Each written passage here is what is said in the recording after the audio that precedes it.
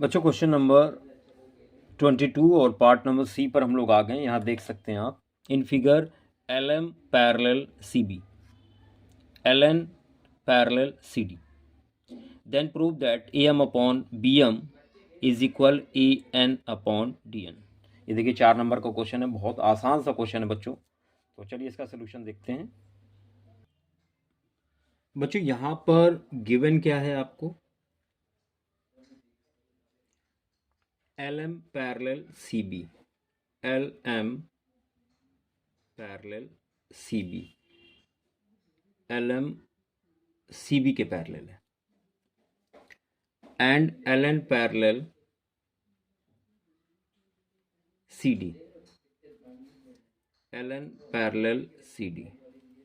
आपको प्रूव करना है तो यहां लिखेंगे to prove A M upon B M is equal A N upon D N.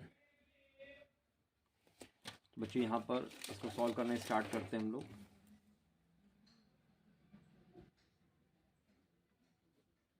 आप ध्यान दें, since L M parallel C B है, एल एम सी बी के पैरेलल है, then by Thales theorem we can write we have। तो हम लोगों को क्या पता है, अगर इस ट्रायंगल की बात करें ये इसके पैरेलल है तो लिखेंगे A L upon L C, A L upon L C is equal A M upon M B. देखिए अगर ये लाइन इसके पैरेलल है तो इस ट्रायंगल में ये पार्ट अपॉन ये पार्ट इज इक्वल होगा ये पार्ट अपॉन ये पार्ट बाय थेल्स थ्योरम। तो A L upon L C is equal A M upon M B, A M upon M B. इसको डाल दिया इक्वेशन नंबर 1। इसी तरह से सिंस एल एन पैरेलल है सी डी के, तो इस ट्रायंगल में आप देखें ये लाइन इसके पैरेलल है, then by Thales theorem we have. क्या पता हम लोगों को, फिर से लिख सकते हैं A L upon L C is equal A N upon N D.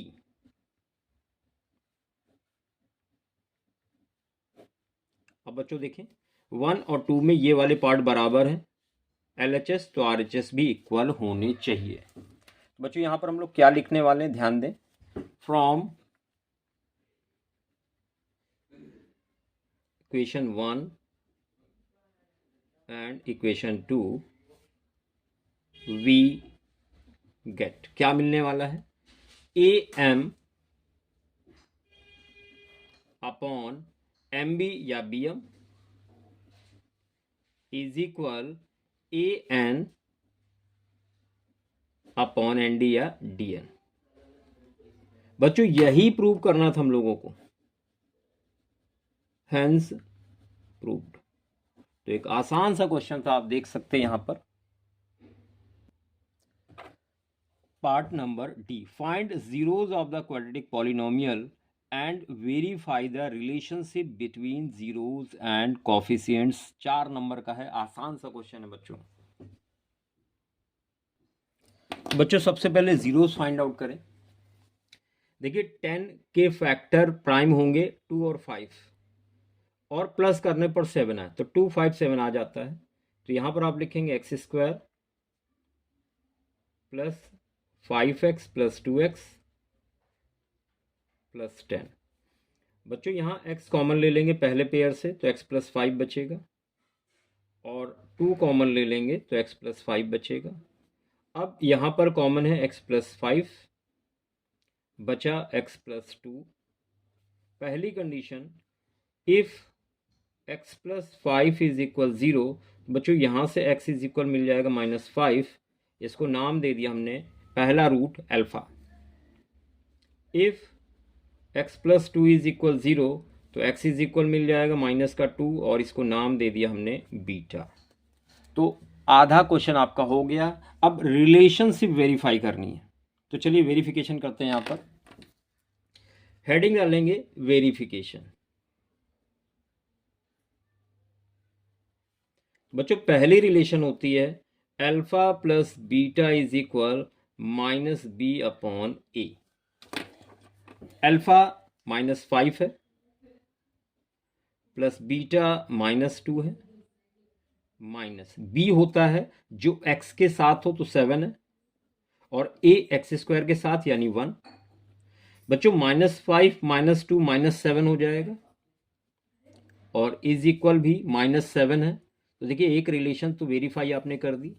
दूसरी रिलेशन होती है alpha into beta is equal c/a। Alpha जो कि -5 है, बच्चों बीटा -2 है, is equal c constant term जो कि 10 है, और a x² का कॉफिशिएंट यानी 1 है। माइनस माइनस मल्टीप्लाई में प्लस हो जाता है, 5 2 ज़ा 10 इज इक्वल 10। तो बच्चों दूसरी रिलेशनशिप भी आपने वेरीफाई कर दी है। तो आसान सा क्वेश्चन था, और अगले पार्ट की तरफ बढ़ते हैं। तो बच्चों अब हम लोग आ चुके हैं ई पार्ट पे। Find the median of the following distribution. देखिए इसका मीडियन आपको फाइंड आउट करना है। तो बच्चों यहाँ पर क्लास इंटरवल आपको दिया गया है, फ्रिक्वेंसी दी गई है, और आपको पता है जब भी मीडियन की बात होती है तो हमें CF निकालना पड़ता है, कुमुलेटिव फ्रिक्वेंसी। कैसे निकालेंगे ध्यान दें, CF। तो सबसे पहले इस 2 को ऐसे ही लिख देंगे, इसको ऐड करेंगे 6 हो जाएगा, इसको ऐड करेंगे 13, इसको ऐड किया 16, और इसको ऐड किया 18। इनको भी ऐड कर लें, 4 2 6 7 13 13 5 18। बच्चों इसके बाद n/2 कैलकुलेट करते हैं, n/2। n यानी सिग्मा f 18 है, n या सिग्मा f एक की बात है। तो यहाँ पर ये आ गया 9। अब 9 कहाँ पर लाई करेगा CF में, ये चेक करेंगे। तो 6 से बड़ा है लेकिन 13 से छोटा, तो 13 वाले रो में लाई करेगा। तो यहाँ पर हमने बॉक्स बना दिया है। बच्चों यहाँ पर ये जो 20 है ये L कहलाता है, लोअर लिमिट, 7 फ्रिक्वेंसी और 6 CF। तो यहाँ पर आप नोट कर लें कि जो L है वो 20 है, और F आपका 7 है, और CF यहाँ पर 6 है। और बच्चों H भी यहाँ पर लेंगे, H होता है क्लास इंटरवल का डिफरेंस जो कि 10 है। अब यहाँ पर मीडियन का फॉर्मूला अप्लाई करेंगे। तो मीडियन का फॉर्मूला क्या होता है, यहाँ लिखेंगे median is equal L plus, बच्चों यहाँ होता था n/2 माइनस CF इंटू में H whole upon small f। तो यहाँ हो जाएगा मीडियन इज इक्वल L 20 है, प्लस n/2 9 है, माइनस CF आपका 6 है, अपॉन में F 7 है, और H जो कि 10 है। बच्चों ये हो जाएगा 20 प्लस 9 माइनस 6 3 30/7। तो ये आ जाएगा 20 प्लस 7 4 जा 28, 2 बचा, पॉइंट लगाया, 0 बढ़ाया, 7 2 जा 14, 6 बचा, 7 8 जा 56 अप्रॉक्स वैल्यू। तो बच्चों यहाँ पर जो मीडियन है वो आपका आ रहा है, मीडियन इज इक्वल 24.28। और बच्चों यही करेक्ट आंसर होगा इस क्वेश्चन का। तो आसान सा क्वेश्चन था आपका। अगला क्वेश्चन देखिए प्रोबेबिलिटी से है। A bag contains 5 red balls and some blue balls. If the probability of drawing a blue ball is double that of red ball, then determine the number of blue balls in the bag. 4 number का question है।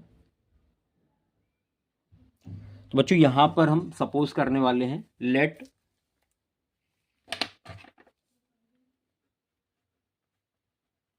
Number of blue balls be X. ये हमने suppose कर लिया। अब आप ध्यान दें, रेड बॉल्स कितनी हैं?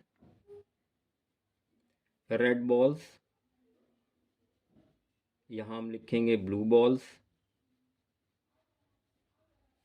और टोटल यहां लिखेंगे। बच्चों यहां पर रेड बॉल्स आपको क्वेश्चन में दी गई हैं 5, ब्लू एक्स सपोज कर ली है, और टोटल आपको पता ही चल गई हैं, दोनों को ऐड करके लिख देंगे x + 5 अकॉर्डिंग टू क्वेश्चन। पूरी लिखेंगे आप फुल फॉर्म में। आपसे कहा गया है probability of blue ball, probability of blue ball is equal double probability of red balls. ये आपको कहा गया है, ये गिवन है, ये दिया गया है। बच्चों ब्लू बॉल की प्रोबेबिलिटी क्या होती है? तो यहां पर फॉर्मूला होता है favourable outcome upon total outcomes. तो ब्लू बॉल कितनी है? x अपॉन टोटल बॉल्स नीचे लिखते हैं is equal 2 into probability of red ball. तो फेवरेबल आउटकम रेड बॉल 5 है, और टोटल नीचे लिखते हैं। बच्चों x + 5 कैंसिल हो जाएगा, और इस तरह से आपको x कितना मिल गया? 5 × 2 = 10। इस क्वेश्चन का फाइनल आंसर हो गया। तो आसान सा क्वेश्चन था।